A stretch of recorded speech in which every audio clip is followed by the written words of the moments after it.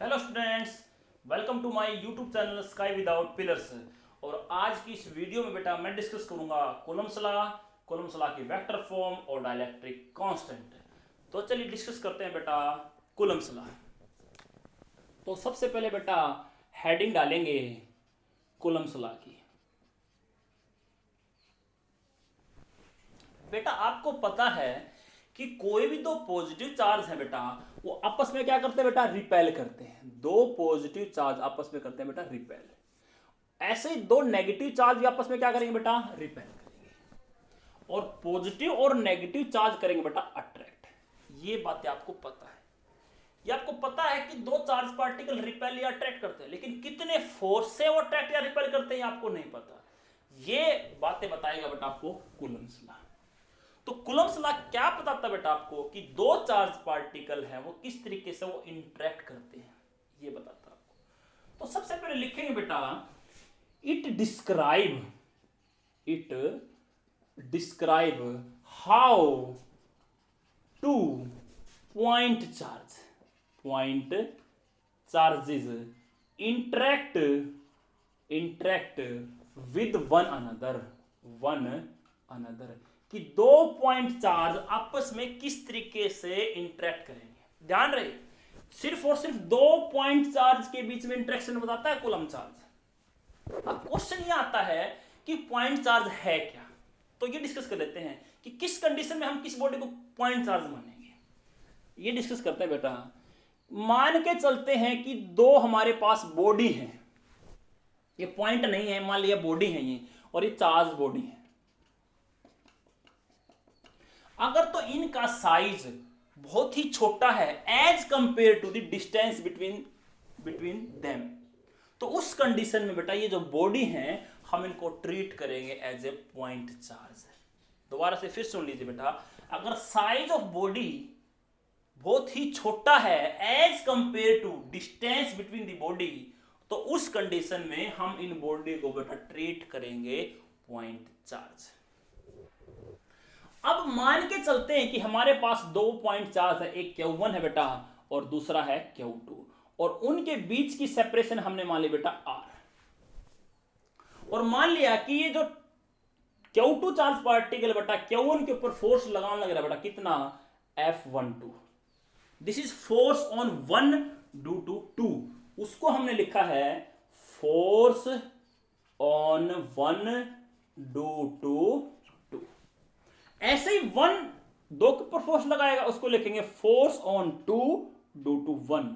तो उसको लिखेंगे फोर्स ऑन 2 ड्यू टू 1। बेटा ये वेक्टर है।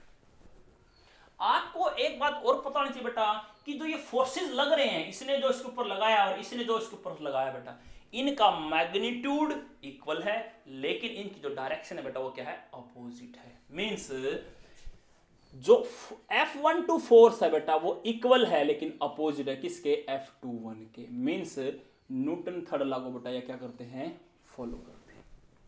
साथ साथ जो ये फोर्स इनके बीच में लग रहा है बेटा, ये किस लाइन के अलोंग लग रहा है बेटा, ये उस लाइन के अलोंग लग रहा है बेटा जो लाइन इन चार्ज पार्टिकल के सेंटर को मिलाती है। तो ये भी नोट करना बेटा आपको, the force is along the line joining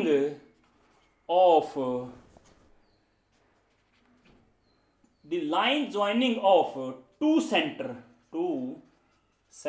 of charge particle। भाई ये जो फोर्स है इनके बीच में उस लाइन के अलोंग है, तो जो लाइन इन दो चार्ज पार्टिकल को मिलाती है, दो चार्ज पार्टिकल सेंटर को मिलाती है, उस लाइन के अलोंग लगता है। कैसे, मान के चलते ये चार्ज पार्टिकल है, इस चार्ज पार्टिकल को फोर्स लगाना लगा रिपल्सन वाला, तो जो रिपल्सन वाला फोर्स लगेगा बेटा इस लाइन के अलोंग लगेगा ऐसे ये चार्ज पार्टिकल जब इस चार्ज पार्टिकल के ऊपर फोर्स लगाता बेटा इसी लाइन के अलोंग लगाएगा, इसके अलावा किसी लाइन के अलोंग फोर्स ये नहीं लगाएगा। ये मतलब बेटा इस लाइन का। अब ये जो फोर्स लग रहा है बेटा, एक्सपेरिमेंटली ये पाया गया कि जो ये फोर्स है ये डायरेक्टली प्रोपोर्शनल है दोनों चार्ज के प्रोडक्ट के ऊपर। Means force is directly proportional to the product of their charges. साथ साथ जो ये बेटा फोर्स है ये इनवर्सली प्रोपोर्शनल है। किसके इनवर्सली प्रोपोर्शनल है? Square of distance between them. जो भी उन चार्जेस के बीच की डिस्टेंस है बेटा उसके स्क्वायर के इनवर्सली प्रोपोर्शनल है। तीसरी बात बेटा जो ये फोर्स है ये डिपेंड करता है किसके ऊपर? Depend on medium.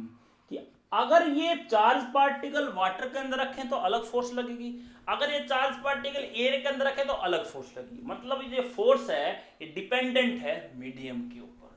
तो ये थर्ड फैक्टर हो गया आपका बेटा। अगर मैं इन दोनों फैक्टर को मिलाऊं तो मेरे पास फोर्स आएगा directly proportional to the Q1 Q2 divide by R square. अब अगर मैं इस साइन ऑफ प्रोपोर्शनल को रिमूव करूं और एक कांस्टेंट ऐड करूं तो बेटा कांस्टेंट क्या होगा? F is equal to K Q1 Q2 divide by R square. जो ये कांस्टेंट है बेटा ये किसको लेके आता है बेटा? ये मीडियम की प्रॉपर्टी को लेके आता है, मीडियम की ये प्रॉपर्टी को इंक्लूड करता है। तो जो K है बेटा K को हम लिख देते हैं। K क्या है यहां पे बेटा?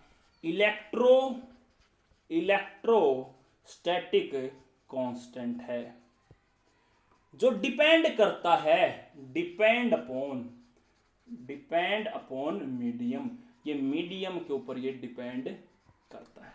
साथ साथ मैंने आपको बताया कि जो K है ये मीडियम की प्रॉपर्टी को लेके आता है और अलग अलग मीडियम की अलग अलग प्रॉपर्टी मींस फोर्स है जो बेटा वो अलग अलग मीडियम के अंदर अलग अलग है क्योंकि K की वैल्यू अलग अलग मीडियम के लिए अलग अलग है। तो बेटा ये K है ये यूनिवर्सल कांस्टेंट नहीं है, मतलब अलग अलग मीडियम के लिए बेटा ये अलग अलग है। तो K क्या है बेटा? Not a universal constant. जैसे कि हमने ग्रेविटेशन लॉ के अंदर पढ़ा था बेटा F is equal to G m1 into m2 divide by R square. बेटा यहाँ पे तो बेटा ये G था, ये यूनिवर्सल कांस्टेंट था। मतलब पॉइंट चार्ज पॉइंट मासेस को आप कहीं भी लेके जाइए उनके बीच में जो फोर्स लगेगी बेटा वो मीडियम के ऊपर डिपेंड नहीं करती। मींस जो ये G की वैल्यू है ये हर मीडियम के लिए सेम है, लेकिन यहाँ पे जो K है बेटा ये अलग अलग मीडियम के लिए अलग अलग है, इसलिए नॉट ए यूनिवर्सल कांस्टेंट। बच्चों आप इसको उतार लीजिए, इसके आगे करवाते हैं अब हम। जो बेटा K है जिसको मैंने बोला है इलेक्ट्रोस्टैटिक कांस्टेंट, उसकी वैल्यू है 1/4 पाई एप्सिलॉन। तो मतलब फोर्स की वैल्यू क्या निकल के आएगी फिर? F is equal to 1/4 pi epsilon Q1 Q2 divide by R square. तो इसका सीधा सा मतलब हो गया बेटा जो ये फोर्स है ये इनवर्सली प्रोपोर्शनल किसके? एप्सिलॉन के। तो जो ये एप्सिलॉन है बेटा ये क्या चीज है इसको डिस्कस करते हैं। एप्सिलॉन इसको बोलते हैं बेटा परमिटिविटी ऑफ मीडियम। जैसे कि आपको दिखाई दे रहा बेटा जो फोर्स है इनवर्सली प्रोपोर्शनल है एप्सिलॉन के। बेटा ये मीडियम की प्रॉपर्टी है। It is the property of medium. ये मीडियम की एक ऐसी प्रॉपर्टी है जो फोर्स को अपोज करती है, फोर्स को डिक्रीज करती है बिटवीन टू चार्ज पार्टिकल। जैसा कि आप यहां से देख सकते हो, क्योंकि जो ये फोर्स है इनवर्सली प्रोपोर्शनल बेटा एप्सिलॉन के। तो एप्सिलॉन जिसको हम बोलते हैं परमिटिविटी ऑफ मीडियम, एक ऐसी प्रॉपर्टी है जिससे वो दो चार्ज पार्टिकल के बीच के इंटरेक्शन को फोर्स को क्या करती है बेटा? डिक्रीज करती है। लेकिन नाम से आपको पता लग रहा है बेटा परमिटिविटी, परमिशन देना, अलो करना, लेकिन ऐसा बिल्कुल नहीं है। ये जो नाम है बेटा ये मिसगाइड करने लग रहा है। यहाँ पे जो एप्सिलॉन है हम उसको पढ़ते क्या है बेटा? Permittivity of medium. तो हम डिफाइन कैसे करते हैं बेटा परमिटिविटी ऑफ मीडियम को? तो क्या लिखेंगे? It permit its on field भाई ये अपने फील्ड को परमिट करती है कि भाई तू जा और डिक्रीज कर इंटरेक्शन बिटवीन टू चार्जेस। तो क्या लिखा बेटा? It permits its own field to decrease the interaction field between two charges. भाई दो चार्जेस के बीच में दो इंटरेक्शन होना अगर बेटा उसको डिक्रीज करना, ये काम किसका बेटा, ये परमिटिविटी ऑफ मीडियम का है। मतलब मीडियम परमिट करता अपने फील्ड को कि भाई तू जा और डिक्रीज कर the interaction field between two charges. अब तो ये परमिटिविटी है बेटा, आपने देखा जिसकी भी वैल्यू सबसे कम होगी फोर्स उसका सबसे ज्यादा होगा। तो परमिटिविटी की वैल्यू सबसे कम होती है बेटा फ्री स्पेस की, जिसको हम बोलते हैं एप्सिलॉन नॉट से बोलते हैं। इसको बोलते हैं बेटा एप्सिलॉन नॉट, NaUGHT। इसको बोलते हैं बेटा परमिटिविटी ऑफ फ्री स्पेस, या फिर इसको बोलते हैं बेटा वैक्यूम की। एक ही बात है, एक ही बात। जो वैल्यू कितनी होती है बेटा 8.85 इंटू 10⁻⁻⁻12। बेटा यूनिट यहां से लर्न कर लेंगे बेटा, ये इधर चला जाएगा, ये नीचे चला जाएगा, तो आ जाएगा आपका कूलम का square divide by newton into metre का स्क्वायर। बेटा ये वैल्यू आपको डायरेक्ट लर्न करनी है। आपको क्या ध्यान रखना है कि फ्री स्पेस की परमिटिविटी सबसे कम होती है, इसलिए फोर्स की वैल्यू भी भाई कोई भी दो चार्ज पार्टिकल है अगर वो फ्री स्पेस के अंदर रखे हैं तो बेटा उनके अंदर मैक्सिमम फोर्स लगेगा, क्योंकि परमिटिविटी की वैल्यू फ्री स्पेस के लिए सबसे कम होती है। अब अगर मैं बात करूं इसकी फ्री स्पेस के k की वैल्यू निकालने की, तो बेटा कैसे निकलेगी, k is equal to 1/4 pi epsilon naught रखा जाएगा यहाँ पे, तो यहाँ पे ये वैल्यू रखूंगा तो मेरे पास वैल्यू आएगी 9 इंटू 10⁻⁹ और k की बेटा यूनिट यहां से निकाल लूंगा, सारा बेटा k है, तो k की वैल्यू क्या आएगी newton metre square divide by coulomb का स्क्वायर। तो ये वैल्यू मेरे पास आएगी बेटा k की। ये दोनों की दोनों वैल्यू बेटा आपको लर्न करनी है। इसी तरीके से अगर मेरे को वाटर की परमिटिविटी ऑफ वाटर पता है तो क्या लिखूंगा, परमिटिविटी ऑफ वाटर तो क्या होनी चाहिए बेटा, वो भी लर्न करनी है 7.1 into 10⁻⁻10 coulomb square divide by newton metre का स्क्वायर। लेकिन इतनी बड़ी बड़ी वैल्यू आपको लर्न नहीं करनी है। इस डिफिकल्टी से बचने के लिए बेटा हमने एक कांस्टेंट और ऐड किया है जिसका नाम बेटा डाइलेक्ट्रिक कांस्टेंट। इतनी बड़ी बड़ी वैल्यू हर मीडियम में हम कैसे लर्न करें, तो इससे बचने के लिए बेटा हमने एक कांस्टेंट को डिफाइन किया जिसका नाम है बेटा डाइलेक्ट्रिक कांस्टेंट। चलिए अब हम डिस्कस करते हैं बेटा डाइलेक्ट्रिक कांस्टेंट। लिखेंगे डाइलेक्ट्रिक कांस्टेंट। बेटा इसका एक नाम और है क्या, रिलेटिव परमिटिविटी। क्या मतलब होता है बेटा इसका, जब हम किसी भी मीडियम की परमिटिविटी को कंपेयर करते हैं फ्री स्पेस की परमिटिविटी के साथ, तो बेटा वो होता है आपका रिलेटिव परमिटिविटी। मतलब इट इज द कंपैरिजन किसका, of permittivity of medium with respect to the permittivity of free space। मतलब बेटा ये सिंपल एक रेशियो है किसकी, परमिटिविटी ऑफ मीडियम किसके साथ, परमिटिविटी ऑफ फ्री स्पेस के साथ। इन दोनों की रेशियो बेटा क्या आएगी आपकी, रिलेटिव परमिटिविटी मतलब एप्सिलॉन r।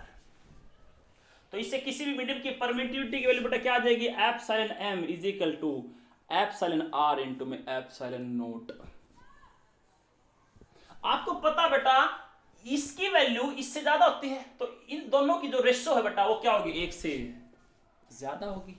तो इसका मतलब जो ये नंबर है आपको रिलेटिव जो परमिटिविटी नंबर है, ये आपको क्या बताता है कि किसी भी मीडियम की परमिटिविटी कितने टाइम्स ज्यादा है परमिटिविटी ऑफ फ्री स्पेस से। तो क्या कहता है epsilon r tells us how much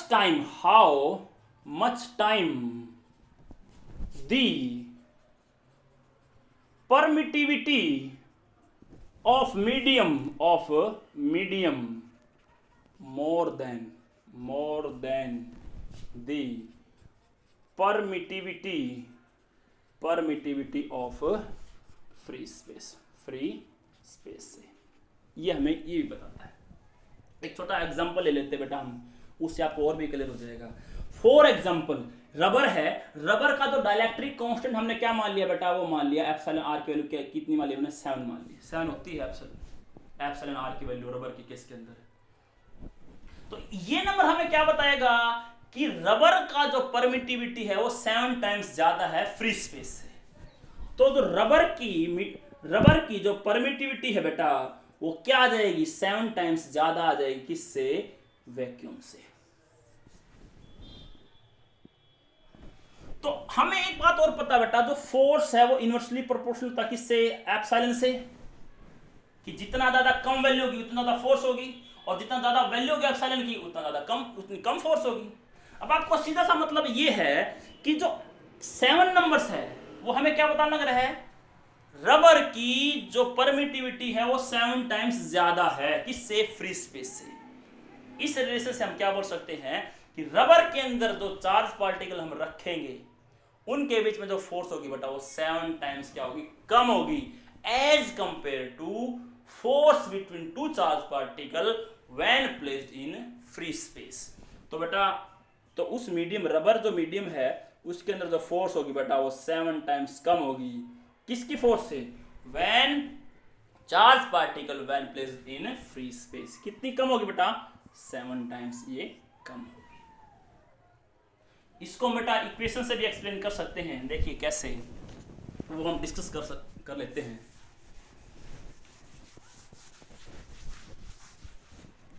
देखिए किसी भी मीडियम के अंदर जो फोर्स का बेटा फार्मूला है वो क्या आएगा, 1/4 pi epsilon m Q1 Q2 divide by R square. और फ्री स्पेस के अंदर बेटा फोर्स का फार्मूला क्या लगेगा, 1/4 pi epsilon naught Q1 Q2 divide by R square.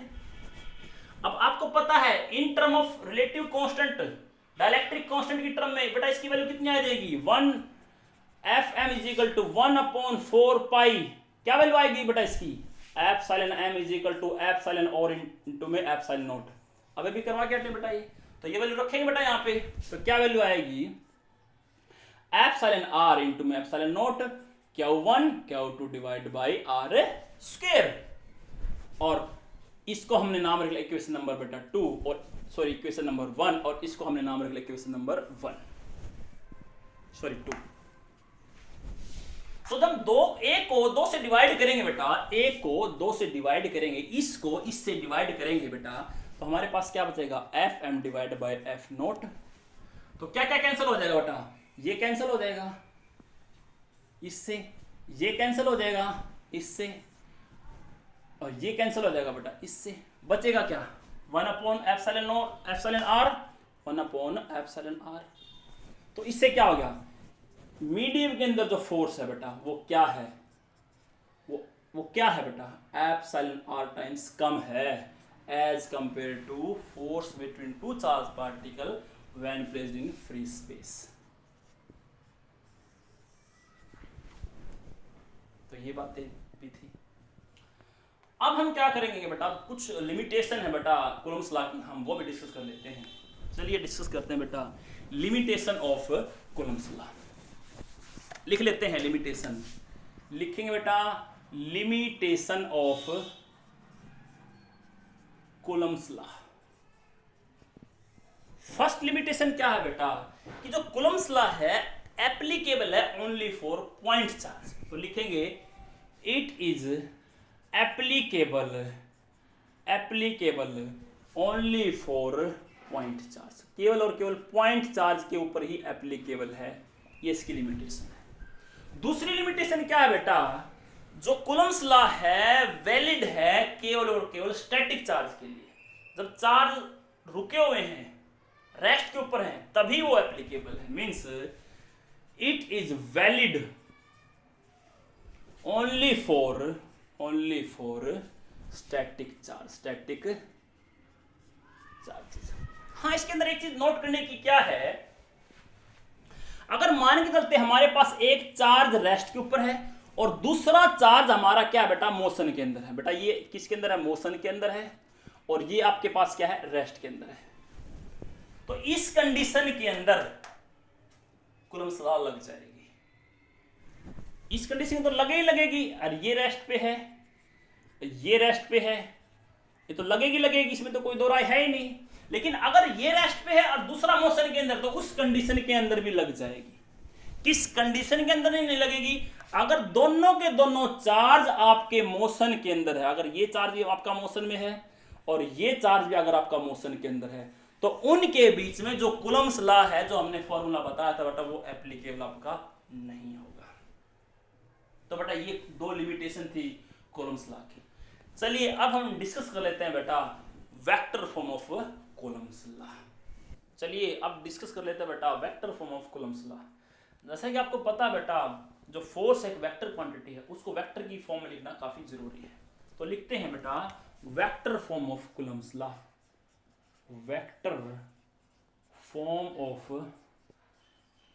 Coulomb's law. दो चार्ज पार्टिकल लेते हैं बेटा, और दो चार्ज पार्टिकल का पोजीशन वेक्टर मान लेते हैं।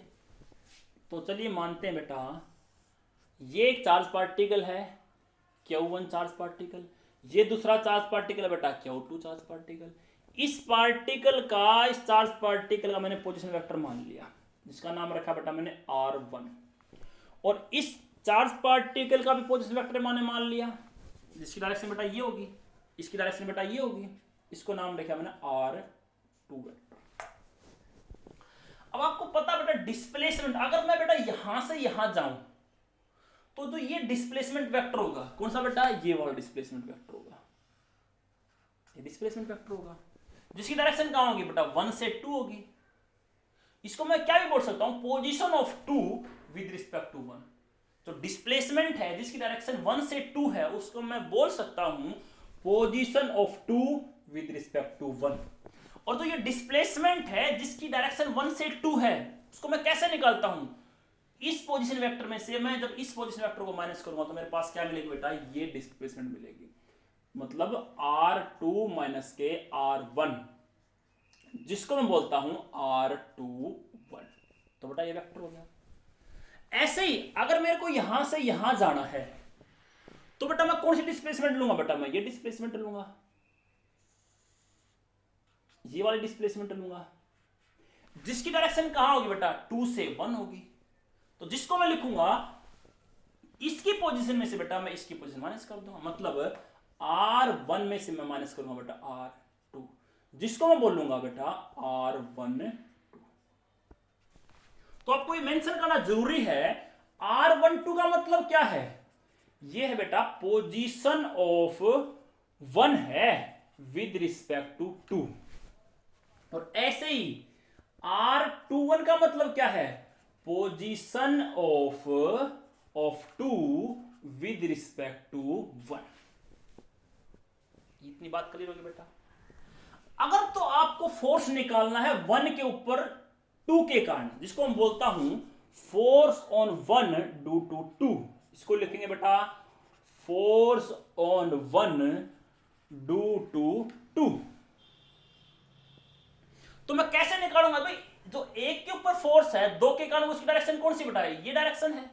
तो क्या होगा बेटा, force on 1 due to 2 1/4 pi epsilon naught. Suppose करते हैं बेटा वैक्यूम के अंदर है, तो एप्सिलॉन नॉट आ गया बेटा यहाँ पे Q1 Q2 डिवाइड बाई, अब हमने को डायरेक्शन कौन सी चाहिए बेटा, क्योंकि 1 के ऊपर फोर्स है 2 के कारण, तो डायरेक्शन ये चाहिए, तो हम ये डिस्प्लेसमेंट वाला वेक्टर लेंगे, ये डिस्टेंस लेंगे बेटा। तो क्या होगा बेटा R12, क्योंकि अपने को नीचे तो मैग्नीट्यूड का स्क्वायर चाहिए है, तो बेटा ये हो गया, इतना मैग्नीट्यूड होगा। अब इसकी डायरेक्शन हमें कैसे पता चलेगी, इसी डिस्प्लेसमेंट वेक्टर से अपने को क्या पता चलेगी, इसकी डायरेक्शन पता चलेगी। अगर तो मैं इस डिस्प्लेसमेंट वेक्टर का यूनिट वेक्टर यहां रखूं, तो इसके मैग्नीट्यूड के ऊपर कोई फर्क नहीं पड़ेगा और अपने को डायरेक्शन मिल जाएगी। तो साथ साथ में क्या रखूंगा बेटा R12 का कैप। तो बेटा ये क्या होया, ये वेक्टर फॉर्म होगी किसकी, force on 1 due to 2। Similarly ऐसे अगर मैं रखूं बेटा F21, जिसका मतलब क्या है, फोर्स ऑन 2 ड्यू टू 1, 2 के ऊपर फोर्स 1 के कारण। तो क्या क्या होगा बेटा, वो F21 1/4 pi epsilon naught Q1 Q2। अब आपको पता है 2 के ऊपर फोर्स 1 के कारण उसकी डायरेक्शन क्या होगी बेटा, ये वाली डायरेक्शन होगी। इसको कौन देगा बेटा, ये वाला वेक्टर देगा। तो नीचे तो आ जाएगा आपके पास R21, जैसे कि नीचे मैग्नीट्यूड का स्क्वायर है तो इसका मैग्नीट्यूड बेटा ये हो गया, इसका स्क्वायर ये हो गया। अब अपने को डायरेक्शन चाहिए, डायरेक्शन किसे देंगे हम, यूनिट वेक्टर से देंगे। तो यहाँ पे लिख देंगे बेटा R21 का कैप। बेटा ये जो है बेटा ये है यूनिट वेक्टर जिसका मैग्नीट्यूड बेटा 1 होता है, जो इसके मैग्नीट्यूड के ऊपर कोई भी इफेक्ट नहीं करता। तो बेटा ये दोनों के दोनों जो इक्वेशन है बेटा ये क्या होगी बेटा, ये vector form of Coulomb's law होगी। अब यहां पे चाहे चार्जेस के कैसे भी सिंबल हो, हम सिंबल को रखें और अपने को क्या मिलेगी बेटा, डायरेक्शन। मतलब दोनों की दोनों इक्वेशन को अपने को यूज करना है विद प्रॉपर साइन कन्वेंशन। मतलब this is equation 1, this is equation 2। Use equation 1 and 2 with proper sign convention, proper sign convention. Proper sign convention से बेटा इनको यूज करना है। कैसे, मान के चलते हैं भाई Q1 आपका नेगेटिव है और Q2 आपका पॉजिटिव है, तो अपने को निकालना है 1 के ऊपर फोर्स 2 के कारण। तो कहां लगेगा बेटा, इस साइड लगेगा। तो Q1 को नेगेटिव पुट करूंगा तो जो ये नेगेटिव सिंबल बेटा यहां आ जाएगा, मैग्नीट्यूड तो उतना लगने वाला है। अब यहाँ पे जो नेगेटिव साइन आएगा बेटा R12 का बेटा ये डायरेक्शन, इसका नेगेटिव मतलब ये है। तो इसका मतलब जब नेगेटिव साइन यहां लगाऊंगा बेटा तो इसका ये इसको अपोजिट कर देगा, तो डायरेक्शन मिल जाएगी बेटा उस केस के अंदर भी। तो चार्जेस के साइन कैसे भी हैं, इन इक्वेशन के अंदर हम प्रॉपर साइन कन्वेंशन के साथ अगर चार्जेस का साइन रखते हैं बेटा तो बेटा हमें क्या मिलेगा, प्रॉपर डायरेक्शन अपने को मिलेगी। तो बेटा ये सिंपल सी थी आपकी vector form of Coulomb's law. उम्मीद करता हूं वीडियो आपको अच्छी लगी होगी। अगर वीडियो अच्छी लगी तो लाइक करें, चैनल को सब्सक्राइब करें और शेयर करें। Thank you very much.